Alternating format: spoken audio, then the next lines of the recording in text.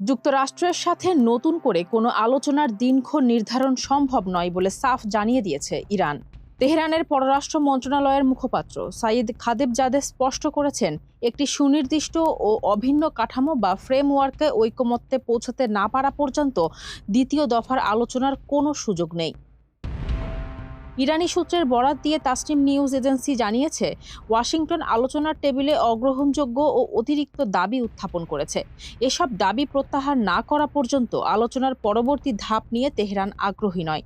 পাকিস্তানের মধ্যস্থতাকারীর মাধ্যমে এই অনীহার বিষয়টি যুক্তরাষ্ট্রকে ইতিমধ্যে জানিয়ে দিয়েছে ইরান।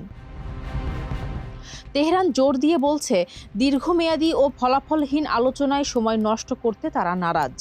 আন্তর্জাতিক আইন অনুযায়ী নিজেদের ন্যায্য অধিকার সমুন্নত রেখে যে কোনো চুক্তিতে উপনীত হতে ইরান বদ্ধপরিকর। বিশেষ করে ইউরেনিয়াম সমৃদ্ধিকরণ ও পারমাণবিক কর্মসূচির মতো বিষয়ে কোনো ব্যতিক্রমী শর্ত মানতে নারাজ তেহরান।